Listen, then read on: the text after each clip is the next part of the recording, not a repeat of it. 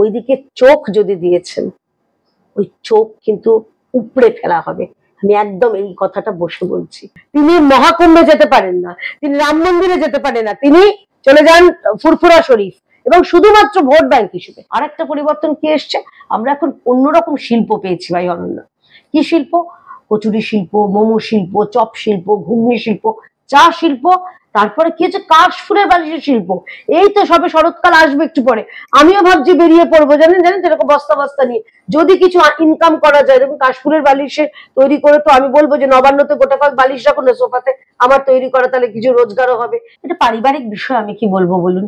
উনি তো 9 বছর বাদে যেখানে যান, যাদের ভোটে উনি জিতে আসেন, তাদের কাছে গেছিলেন, তিনি বোধহয় বুঝেছেন 16-র পরে 26-এ একটু ওনার আসনটা টলমল হয়ে গেছে, তো সে কারণে আবার বোঝাতে গেছেন যে ভয় পেও না, আমি তোমাদেরই লোক, মোর নাম এই বলে খ্যাত হোক, আমি তোমাদেরই লোক। সেটা করতে গেছিলেন, সে কারণে দেখুন তিনি হিজাব টিজাব পরে পৌঁছে গেছিলেন।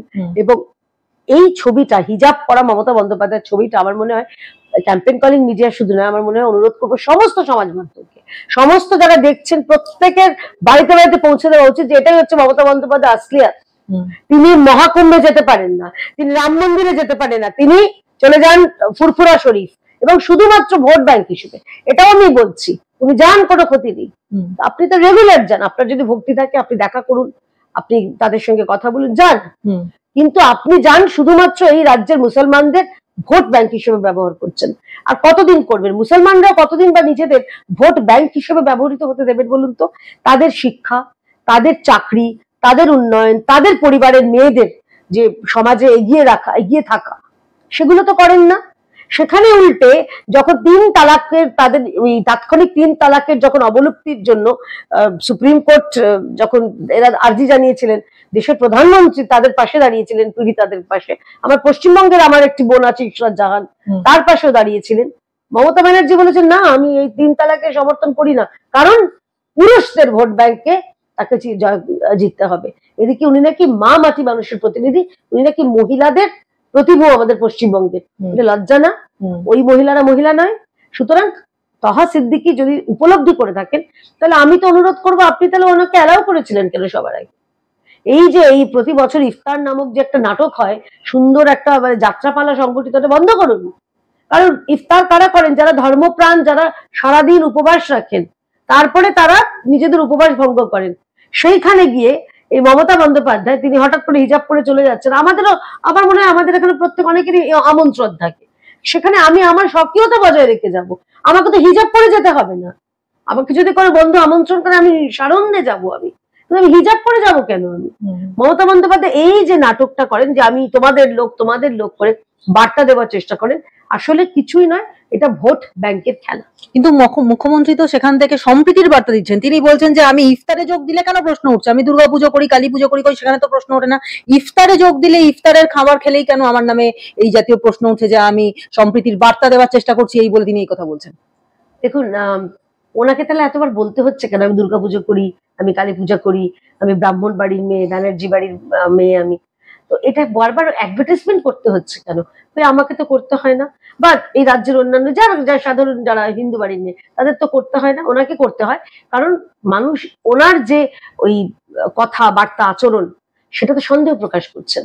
কিভাবে সন্দেহ প্রকাশ করছেন? কারণ নিজে স্পষ্ট উনি বলেছিলেন যে আমি তো দুধেল গাই ভোটে জিতে, আমি দুধেল গাইকে তোষণ করি, দুধেল গাই লাথেও খেতে পারি।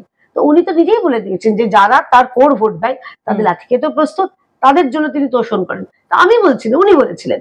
তো সেই কারণে বারে বারে নিজেকে অ্যাডভার্টাইজমেন্ট করতে হয়, মাঝে মাঝে ঘুরে ফিরে এসে অ্যাডভার্টাইজমেন্ট। হ্যাঁ, আমি কিন্তু ব্যানার্জি বাড়ি, আমি যাচ্ছি ইফতারে বটে, কিন্তু আমি তোমাদের, আবার আমি এদিককারও আছি, আমি ওদিকেও আছি, এদিকেও আছি, আমি কোন দিকে যে চলি, কোন পথে কথা যে বলি, চোরাগলিতেই কিন্তু হারিয়ে যাচ্ছেন। বিষয়টা হচ্ছে তাই। দেখুন, বারে বারে তো খুব ধান খেয়ে যেতে পারে, হতে পারে না এটা। মানুষকে একবার টুপি পরালেন, দুবার টুপি পরালেন, 3বার টুপি পরালেন, বারে বারে হতে পারে না। মানুষ এবার বুঝতে পারবে যে পরিবর্তনের ডাক দিয়ে তিনি এনেছিলেন আমাদের গত এই 12-14 বছরে। আপনি বলুন তো কি পরিবর্তন এসছে? একটা পরিবর্তন এসছে, এই রাজ্যে দুর্নীতির পরিমাণ এতটা বেড়ে গেছে। পশ্চিমবঙ্গ হচ্ছে অন্যতম দুর্নীতি পরায়ণ একটা রাজ্য। এই রাজ্যে আপনি দেখুন পরিবর্তন এসেছে কাদের?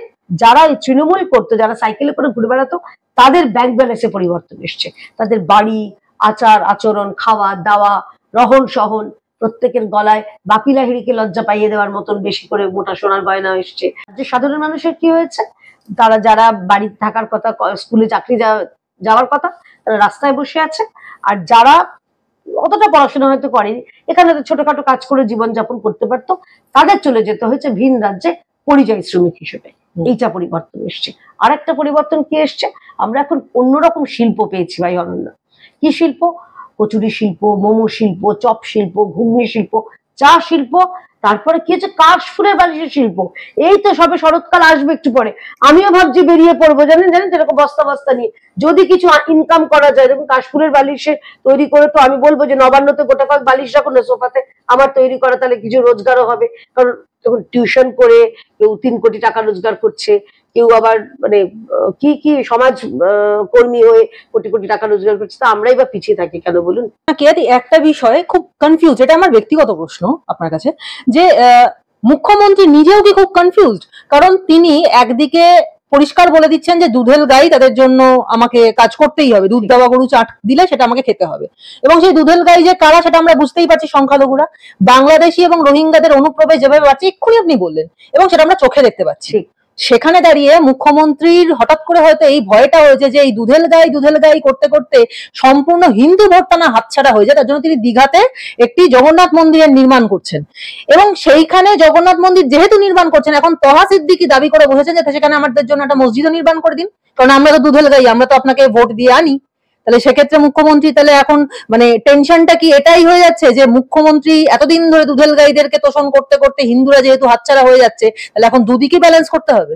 উত্তরটা ওনাকে দিতে হবে, কারণ এই খালটা তো তিনিই কেটেছেন, কুমির তো আসবেই। এই সরকারের টাকায় কেন মন্দির হবে? যারা এই আমি বলছি আমাদের অন্যান্য বিরোধী যারা রয়েছেন, যারা ওই তৃণমূলের বি টিম হিসেবে যারা নৌভট্ট বিজেপির দলে রয়েছেন, তারা তো বলেন যে কেন রাম মন্দির হয়েছিল, কেন সেখানে হাসপাতাল হয়নি, স্কুল হয়নি। প্রথম কথা, ওই অর্বাচীনদের জানিয়ে রাখি যে রাম মন্দির কারো সরকারের টাকায় হয়নি।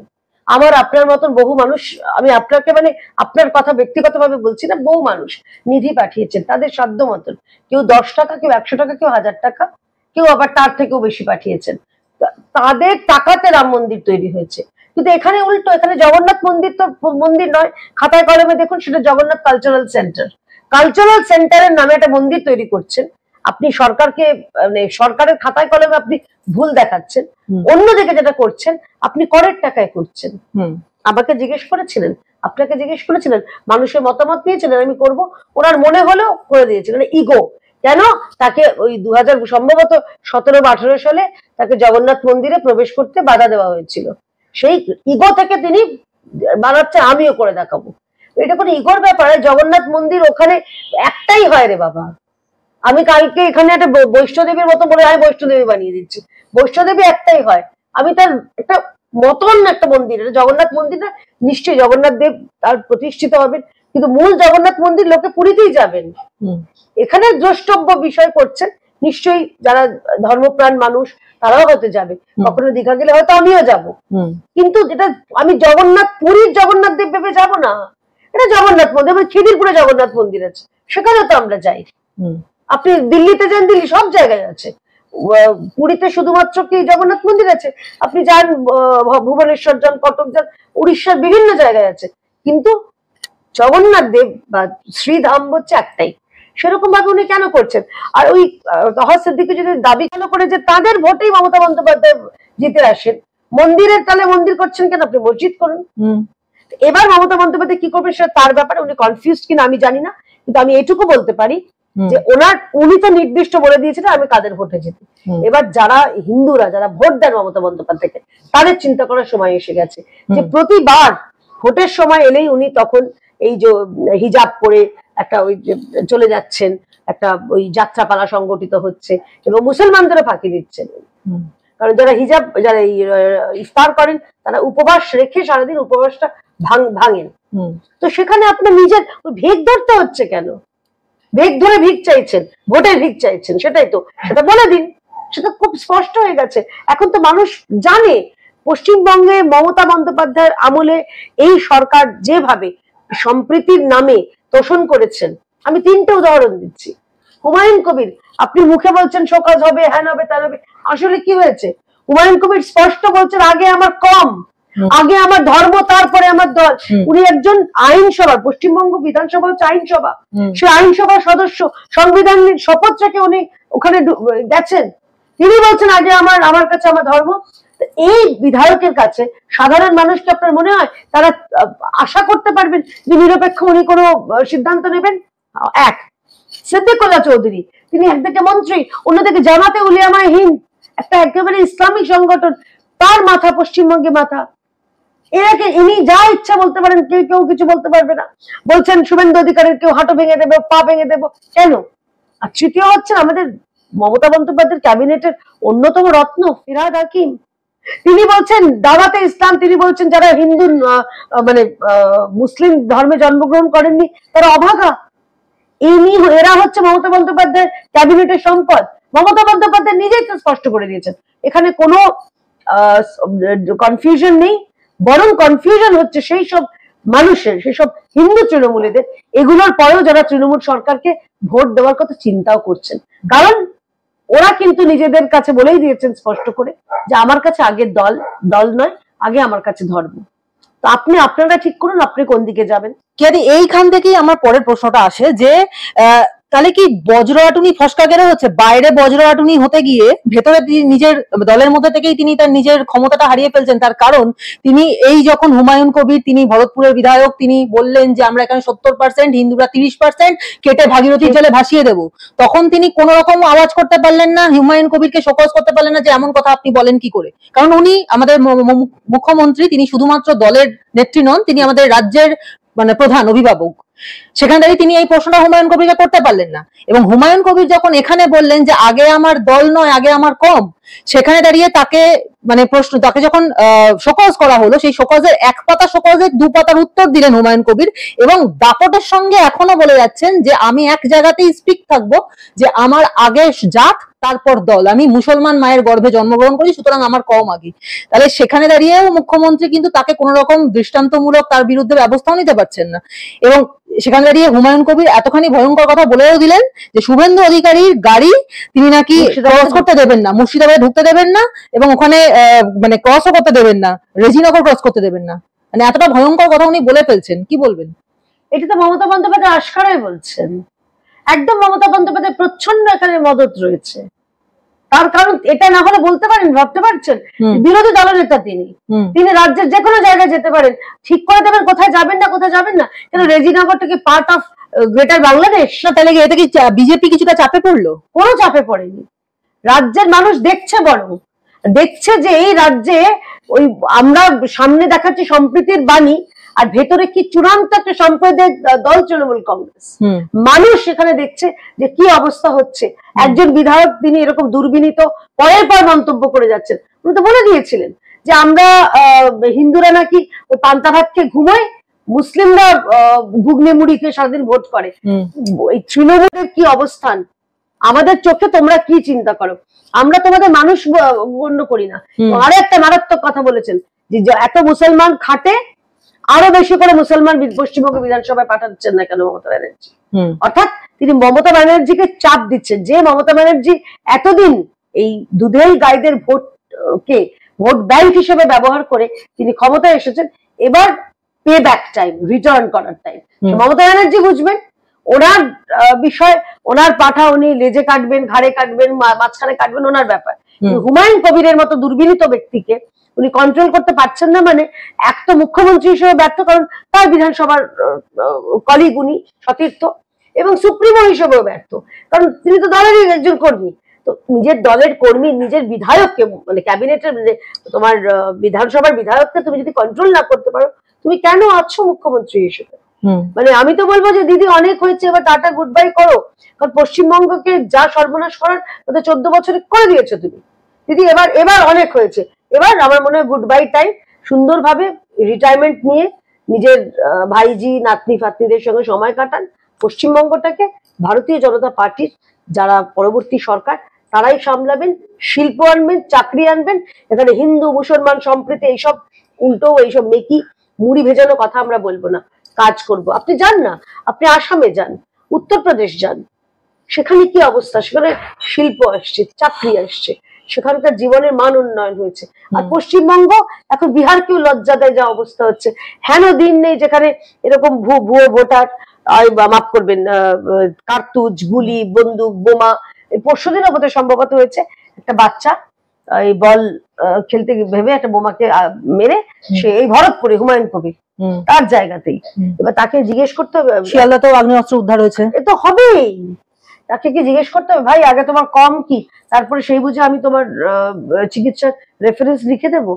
এখন তো সেখানকার যারা হিন্দুরা রয়েছেন তারা তো এই বিধায়কের কাছে কি করে যাবেন? তো স্পষ্টই করে দিয়েছেন যে আমি আমার কম, আমার ধর্ম আগে, তারপরে আমি বিধায়ক। সুতরাং এই যে পশ্চিমবঙ্গে যে অরাজকতা চলছে, এই অরাজকতার দায় এক এবং একমাত্র অপদার্থ মুখ্যমন্ত্রী মমতা বন্দ্যোপাধ্যায়। কিন্তু এখানেও তো তাহলে যেটা হচ্ছে যে উনি যখন মুসলিম ভোটকে কনসলিডেট করছেন তখন বিজেপিকে বাধ্য হয়ে হিন্দু ভোটের দিকে ঝাঁপাতে হচ্ছে, এবং বিধানসভা ভোটের আগে হিন্দু ঐক্যের জন্য পদ্ম শিবির যেটা করছে বলে দেখা যাচ্ছে যে হুগলি বা বাঁকুড়া থেকে হুগলি সনাতনীদের এক হওয়ার ডাক দেওয়া হচ্ছে, এবং 26-এর ভোটে এক কাট্টা হয়ে হিন্দু ভোটে জয়লাভ করে সরকারে আসার চেষ্টা চালাচ্ছে বিজেপি। এটা কি ঠিক? কেন বেঠিক হবে? বেঠিক কেন হবে? আমরা তো বলি আমাদের মাননীয় প্রধানমন্ত্রী যে প্রকল্পগুলি দেন, উনি তো বলেননি যে আগে আমার কাছে ধর্ম। উনি তো যান, আপনি দেখুন আবুধাবিতে পর্যন্ত সেখানে হিন্দু মন্দির তৈরি হয়েছে, এটা নরেন্দ্র মোদীর ক্যারিশমা। আপনি যান যে ওই ইন্দোনেশিয়ার যখন এসেছিলেন, প্রাইম মিনিস্টার এসেছিলেন, তিনি বলছেন আমাদের এখানে ইন্দোনেশিয়া এইসব জায়গা হচ্ছে ইসলামিক দেশ, সেখানে রামায়ণের রাম পাঠ রাম কত নয়, চিন্তা করতে পারছেন? তিনি বলেছেন আমি মহাকুম্ভের জল উনি করে চেয়েছেন যে আমি ওখানে রাখবো।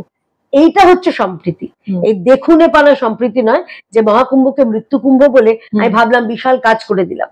ভারতীয় জনতা পার্টি শুধু নয়, এই রাজ্যে যারা হিন্দু, যারা সনাতনী মানুষ, তারা বুঝতে পারছেন যে আমাদের যদি এক না হই তাহলে আমাদের বাংলাদেশের মতন অবস্থা হবে। এক হ্যায় তো সেফ হ্যায়। যদি আপনার ভোট ভাগ করেন তাহলে কিন্তু পরবর্তীকালে বাংলাদেশের মতো অবস্থা হবে, কেউ আপনার পাশে থাকবে না। এবং আমি কখনো চাইবো না যে আমাদের রাজ্যে এরকম অরাজকতা সৃষ্টি হোক, দাঙ্গা তো প্রচুর হয়েছে। 2017 সালে একটা আরটিআই করে জানা গেছিল শুধুমাত্র 1 বছর বা 1.5 বছরের গ্যাপে 40টা দাঙ্গা হয়েছে পশ্চিমবঙ্গে। প্রশ্নটা সেটা হচ্ছে যে একটা মানে এতদিন পর্যন্ত জানতাম রুটি কাপড়া মাকান, এই তিনটে হচ্ছে রাজনীতির মূল মন্ত্র, এই তিনটাকে কেন্দ্র করে রাজনীতি চলে। সেখানে দাঁড়িয়ে এখন রাজনীতিটা কি, তৃণমূল যে এত পাহাড় প্রমাণ দুর্নীতি করেছে, সেই দুর্নীতি এখন লঘু হয়ে গেছে, একমাত্র মানে রাজনীতির উপজীব্য হয়ে উঠেছে হিন্দু এবং মুসলমান। এটা কি কোনো রাজনীতি, সুস্থ রাজনীতি আপনার মনে হয়? এই রাজনীতির আমদানি কে করেছে? মমতা ব্যানার্জি করেছেন। তো মমতা ব্যানার্জি যখন করেছেন, আমাদেরও তো দেখুন এই পরবর্তীকালে এই রাজ্যে এবং ভারতীয় জনতা পার্টি যারা ভোটার, তারা ইতিমধ্যে দেখুন লোকসভায় আমাদের আসন সংখ্যা কমেছে, কিন্তু ভোটের সংখ্যা আমাদের বেড়েছে। কেন? মানুষ জানেন যে কেন্দ্র বিজেপি সরকার মানে একটা স্থায়ী সরকার, একটা মজবুত সরকার, এবং সেই সরকারের ফলে আমাদের, আপনি যেটা রুটি কাপড়া মাকানের কথা বলছেন, এই যে রুটি আমাদের এখানে গত কোভিড থেকে শুরু করে আজকের দিন পর্যন্ত যে প্রধানমন্ত্রী দরিদ্র কল্যাণ যোজনা যেটা আছে, সেখানে বিনামূল্যে রেশনে এখনো পর্যন্ত চাল দেওয়া হচ্ছে। সেই চাল পশ্চিমবঙ্গের মানুষ পাচ্ছেন না, সেটার কারণ তৃণমূল সরকার। রুটি কাপড়া আমরা 12 লক্ষ টাকার 10 লক্ষ বোধহয় সেই তাদের প্রচুর টাকার এখন ছাড় দেওয়া হয়েছে। আচ্ছা, মাকান, প্রধানমন্ত্রী আবাস যোজনা, প্রধানমন্ত্রীর স্বপ্নই ছিল 2026-এর মধ্যে যাদের মাথায় পাকা বাড়ি নেই তাদের মাথায় পাকা বাড়ি করে দেওয়া হবে। এই রাজ্যে চলে আসুন পশ্চিমবঙ্গে, এইখানে এই প্রধানমন্ত্রী আবাস যোজনাতে কিরকম ভাবে তারা, প্রথম কথা সঠিক যারা প্রাপক তাদের বাড়ি দিচ্ছেন না, দুর্নীতি করছেন, টাকা আটকে রাখছেন এবং কাটমানি চাইছেন। তো কেন্দ্রীয় সরকার যেটা আমাদের এনডিএ সরকার রয়েছে, নরেন্দ্র মোদী সরকার, তারা তো দিচ্ছেন, পশ্চিমবঙ্গ পাচ্ছে না। পশ্চিমবঙ্গে আটকে রাখা হয়েছে এতগুলো সুবিধা। আপনি যান দিল্লিতে, আমাদের দিল্লিতে বিজেপি, আমরা কথা দিয়েছিলাম দিল্লিতে সরকার বদলালেই সঙ্গে সঙ্গে আয়ুষ্মান যোজনা শুরু করে দেওয়া, দেখুন শুরু হয়ে গেছে। আমাদের মাননীয় প্রধানমন্ত্রী রেখা গুপ্তা, তিনি শপথ গ্রহণের 2 দিনের মধ্যে আয়ুষ্মান শুরু হয়ে গেছে। সেখানে যমুনা, এত একটা সদিচ্ছা থাকতে হবে, যমুনা পরিষ্কারের কাজ চলছে। দিল্লির মানুষের স্বাভাবিকভাবে তাদের যেগুলো প্রয়োজন, আমরা দিল্লির চাকচিক্য দেখি, কেজরিওয়াল বা আগে কংগ্রেস সরকারের সময় যে দিল্লির যে জায়গা, ভেতরের জায়গাগুলো মানুষ ঢুকতে পারতো না, এরকম পাক কাদা এত ছিল, সেগুলো পরিষ্কারের কাজ চলছে। মানুষ দেখছে বিজেপিকে।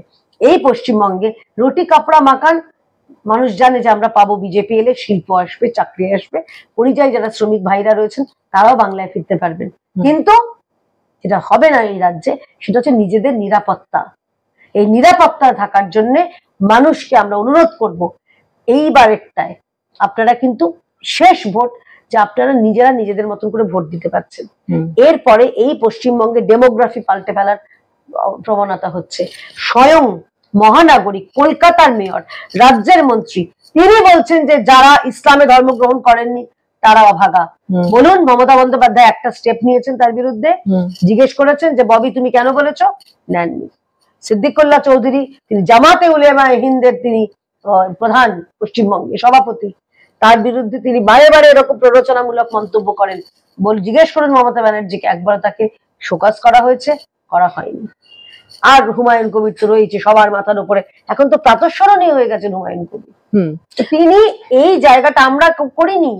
আমরা বলছি ওরা যদি করে তাহলে তোমরা, আমরা কেন করবো না? আমরা এক একটা কেন হবো না? আমরা এক একটা হয়ে ভোটটা করি।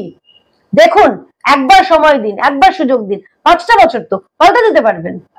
কিন্তু আপনাদের হাতে, জনতা জনার্দন কেন বলে আপনার হাতে হয়েছে, খারাপ কাজ করলে সরিয়ে দিন, কোনোদিন ক্ষমতায় আনবেন না। একবার সুযোগ দিয়ে দেখুন। এই রাজ্য সবাইকে সুযোগ দিয়েছে, কংগ্রেসকে দিয়েছে, বামেদের দিয়েছে, তৃণমূলকে দিয়েছে, ভারতীয় জনতা পার্টিকে একবার সুযোগ দিয়ে দেখুন। খারাপ লাগলে আগামী 5 বছরে পাল্টে দেবেন। 18 বছর পর তসলিমা নাসরিনকে কলকাতায় ফেরানোর জন্য সংসদ শ্রমিক ভট্টাচার্য তিনি দাবি জানিয়েছিলেন। তিনি সংসদে দাঁড়িয়ে তিনি এই তার নিজের বক্তব্য স্পষ্ট করেছিলেন। এবং এর পরেই দেখা গেল যে ফুরফুরা শরীফের পীরজাদা তহা সিদ্দিকী তিনি একটা বিস্ফোরক মন্তব্য করলেন, যে সিদ্দিকী জানিয়েছেন ইসলামের ধর্মগুরু সম্পর্কে তসলিমা যে মন্তব্যগুলো করেছেন তা তিনি কখনোই মানতে পারবেন না। লেখিকার প্রতি তার ক্ষোভ উগরে দিয়েছেন তিনি এবং বলছেন যে বিজেপি একে একে বিভিন্ন ইস্যু সামনে আনছে, এটাই ওই দলের সংস্কৃতি। তসলিমা এমন ভাষা ব্যবহার করেছেন যেটা মেনে নেব না। তিনি আরো বলছেন যে বাংলা সরকারকে অনুরোধ, তসলিমাকে নিয়ে এসে রাজনীতির খেলা যেন না হয়, বাংলা যেন উত্তপ্ত না হয়, উত্তপ্ত করার জন্যই নিয়ে আসা হচ্ছে। তসলিমা নাসরিনকে নিয়ে আসতে এত কিসের ভয় তো পীরজাদাদের? বিষয়টা হচ্ছে পীরজাদাই কি ঠিক করে দেবেন পশ্চিমবঙ্গে কি আসবেন না আসবেন, এক। আর দ্বিতীয় কথা, যারা বলেন না বিজেপি সাম্প্রদায়িক, তারা দেখুন এই তসলিমা নাসরিনকে ফেরানোর কথা না বামেরা বলেছে, বামেদের সময় থেকে তাকে বিতাড়িত করা হয়েছিল, না মমতা বন্দ্যোপাধ্যায় যিনি নাকি শিল্প সাহিত্য সংস্কৃতি এত তিনি ভালোবাসেন, তিনি তো একবার চেষ্টাও করেননি। সেই ভারতীয় জনতা পার্টিকে বলতে হচ্ছে। শ্রমিকদাই এই দাবিটা জানিয়েছেন রাজ্যসভায়, ধন্যবাদ জানাচ্ছি তসলিমা নাসরিনের। কিন্তু উনি একজন মানুষ যিনি কলকাতায় থাকতে চান, তিনি বই লিখেছেন এবং সেখানেও কিন্তু কি লিখেছিলেন, লজ্জাতে পীরজাদা পড়েছেন। আমি চ্যালেঞ্জ করে বলছি, উনি খালি অন্য লোকের কথা শুনে ওটা বলছেন, পড়ে দেখুন লজ্জাটা কি লিখেছেন উনি খালি পুরুষ শাসিত সমাজ এবং সেখানকার যারা ধর্মীয়, যারা সংখ্যালঘু অর্থাৎ হিন্দুরা, তাদের উপর ঘটেছিল অত্যাচারের কথা বর্ণনা করেছেন। আপনার কি অসুবিধা হচ্ছে? আপনার এখানে তো আপনারা তো ভালো আছেন, দুধে ভাতে আছেন, তো দুধের গাই আপনারা, আপনার কি অসুবিধা হচ্ছে? পড়ুন, দেখুন, তারপরে জানুন, এক। আর দ্বিতীয় কথা হচ্ছে, তার মানে এটা খাটে না যে বিজেপি শুধুমাত্র, মানে বিজেপি যদি কোনো মুসলমান কারোর জন্য কিছু করতে চায় সেটা হচ্ছে সাম্প্রদায়িক না, সরি কি বললেন, রাজনীতি, ভোটের রাজনীতি, ভোটের রাজনীতি। বিজেপি ভোটের রাজনীতির জন্য 3 তালাক নিপীড়িতার পাশে দাঁড়ান। বিজেপি ভোটের রাজনীতির জন্য এপিজে আব্দুল কালামের মতন, মানে কি বলবো, সারা দেশের নমস্য সায়েন্টিস্ট তাকে রাষ্ট্রপতি করেছিলেন। আবার বিজেপি কিন্তু তসলিমা নাসরিনকে আনতে যাচ্ছেন, অথচ বিজেপি সাম্প্রদায়িক, আর যারা এগুলো বিরোধিতা করে তারা হচ্ছেন অসাম্প্রদায়িক। এটাই হচ্ছে সব থেকে বড় ফ্যালাসি, এটাই সব থেকে বড় আয়রনি। একটা শেষ প্রশ্ন করব, রাজসাক্ষী হিসেবে পার্থ চট্টোপাধ্যায়ের জামাইয়ের বয়ান রেকর্ড করা হলো এবং শনিবার ম্যাজিস্ট্রেটের সামনে পার্থ চট্টোপাধ্যায়ের জামাই কল্যাণময় ভট্টাচার্য বয়ান রেকর্ড হবে। কোটি কোটি টাকার হিসেব দিয়েছেন পার্থর জামাই খবর সূত্রে। এবার তো জামাইয়ের মাধ্যমেই পার্থবাবু বিপদে পড়তে চলেছেন এবং তার সঙ্গে আরো অনেকে বিপদে পড়তে চলেছেন বলে মনে হচ্ছে। এই রে, মানে মাফ করবেন, একটা পুরনো প্রচলিত প্রবাদ আমার ঠাকুমা বলতেন, আমার মনে পড়লো আপনি যখন জিজ্ঞেস করলেন। মানে পার্থবাবু বোধহয় একদম মানে বিলক্ষণ বুঝতে পারছেন যে জন জামাই ভাগনা কেউ নয়, অন্তত এক্ষেত্রে তো তাই। তো কল্যাণময় বাবু, তার যদি শুভবুদ্ধির উদয় হয় এবং তিনি যদি যে কোনো কারণেই হোক নিজেকে বাঁচাতে, যে তিনি দুর্নীতির সঙ্গে যুক্ত নন সেটা দেখাতে, তিনি যদি সেই হিসেবগুলো দেন যে কিভাবে কোটি কোটি টাকা, কাঁচা টাকা 15 কোটি 30 কোটি টাকা ওই স্কুলের নামে যেভাবে করা হয়েছে, সাইফন করা হয়েছে, সেগুলোর হিসেব দিলে ভালো হবে। এবং তার কাছে শুধু তাই নয়, এই পার্থবাবু কোথা থেকে টাকাগুলো পেয়েছেন, যদি সেই হিসেবগুলো তার কাছে থাকে তাহলে দিয়ে দিন। তো আমরা তো চাইছি যে চাকরির এই দুর্নীতিতে পার্থবাবুর কি ভূমিকা, সিবিআই চার্জশিটে থাকা অভিষেক বন্দ্যোপাধ্যায় তার কি ভূমিকা, শান্তনু কুন্তল, কালীঘাটের কাকু, তাদের ভূমিকা তো জানি, এদের ভূমিকা সামনে আসুক। এবং এই যে এদের যে এই কাঠপুতুল গুলোকে যে বা যারা নাড়াচ্ছে, সেই যিনি পরিচালনা করছেন তিনিও সামনে আসুন, আমরা তো চাইছি। এটা তো আমাদের পশ্চিমবঙ্গের মানুষ হিসেবে, একজন শিক্ষিত মানে কি বলবো সম্প্রদায়ের মানুষ হিসেবে আমার তো এটা প্রধান দাবি হবে। কারণ আমার রাজ্যের যোগ্য চাকরি প্রার্থীরা এই ভয়ঙ্কর গরম আসছে, তারা আবার রাস্তায় বসে থাকবে, এটা তো কখনোই ভালো লাগবে না। এই বিষয়টাতে আমার একজন মানে অত্যন্ত প্রাতঃস্মরণীয় মহাপুরুষের কথা মনে আসছে, তিনি হচ্ছে রামকৃষ্ণদেব। তাই বলুন, আমার কাছে এখন দেখুন, কিছু মনে করবেন না, আমাকে ক্ষমা করবেন দর্শকরা, আমার কাছে হুমায়ুন কবির, তারপরে অমল পান্ডা, উদয়ন গুহ, এদিনই তো নাম শুনছি শয়নে স্বপনে জাগরণে, মানে ভয় লাগে। কিন্তু কোনোদিন না এরাই, দেখুন মনীষী আমরা জানি মমতা বন্দ্যোপাধ্যায় তো জায়গা করে নিয়েছেন, তো এরাই এখন মনে হচ্ছে প্রাতঃস্মরণীয়। রামকৃষ্ণদেব বলেছিলেন যত মত তত পথ, তো এই সমস্ত পথই গিয়ে এক জায়গাতে মেলে। একদম তো ঠিক সেই রকম ভাবেই যত রকম দুর্নীতি সবের পথই গিয়ে এক জায়গায় মেলে। এখন যদি কান টানা হয় তাহলে তো মাথাও আসবে, তাহলে তো এই যদি এখন রাজসাক্ষী হয়ে তিনি গড়গড় করে সবকিছু বলে ফেলেন পার্থ বাবুর জামাই, তাহলে তো টানতে টানতে সেই পথ কোথায় গিয়ে শেষ হয়েছে সেটাও চলে আসবে, তাহলে তো মহাবিপদ। আপনি জানি না কেন ওপর দিকে দেখালেন, আমার ওপর দিকে 12 তলা 13 তলা 14 তলা এইসব মনে পড়েছে, আমি বুঝতে পারছি না। দেখুন রামকৃষ্ণ দেব আরেকটা কথা বলেছিলেন, তিনি বলেছিলেন টাকা মাটি, মাটি টাকা। এই কথাটাও তৃণমূল খুব সুন্দর উপলব্ধি করেছেন, কিন্তু যে কারণে আমরা দেখছি এই জমি নিয়ে এরকম হচ্ছে, ওয়াকফ জমির নামে পুরো ল্যান্ড মাফিয়া চলছে। আমরা দেখছি তৃণমূলের প্রত্যেকে মোটামুটি বিধানসভাও তো ওয়াকফ সম্পত্তি সব। কোনদিন কালীঘাটের ওই 30-এর হরিষা স্ট্রিটটা বা ক্যামাক স্ট্রিটটা, সেটা কবে বলবেন আমি জানি না। একটা কথা আমি এখানে আনরিলেটেড তাও বলে রাখছি, কালীঘাটে কিন্তু মা কালী বসবাস, হ্যাঁ, আমাদের আরাধ্য দেবী। ওইদিকে চোখ যদি দিয়েছেন, ওই চোখ কিন্তু উপড়ে ফেলা হবে। আমি একদম এই কথাটা বসে বলছি। ওখানে কালীঘাট শুধুমাত্র কালীঘাট বাসিনীর নন, ওখানে কালীঘাট যার নামে পরিচিতা, ওখানে মা কালীর বাস আছে, সেই দিকে ভুলেও তাকাবেন না। অনেক বাঁচলামো হচ্ছে, অনেক কথা শুনছে, অনেক কথা হচ্ছে, কিন্তু আমাদের মা কালী, আমাদের আরাধ্যা দেবী, সেদিকে ভুলেও চোখ তুলেও তাকাবেন না। কিন্তু এটুকু আমি বলে দিচ্ছি, বাকিটা আপনারা যা ইচ্ছা আপনারা লিখতে পারেন, বলতে পারেন, হেডিং দিতে পারেন, আমার কিচ্ছু এসে যায় না। কিন্তু আর দ্বিতীয় কথা হচ্ছে, ওই যত মত তত পথ সব একদিকেই মিলেছে। আমি তো বলছি ওই যে পুতুল নাচের যিনি নায়ক বা নায়িকা, আমি জানি না, দেখুন আমি তো দুজনকেই বললাম, আমি তখন জেন্ডার বায়াস না হয়েই বললাম, সব দিকেই আমি সমানভাবে সাম্য রেখে বললাম। তো যেই থাকবে তাকে ধরা পড়া হবে, 13 তলা 14 তলা কোন তলা 15 তলা বাসি বা বাসি নিজেই থাকুন, তাকে ধরা হবে।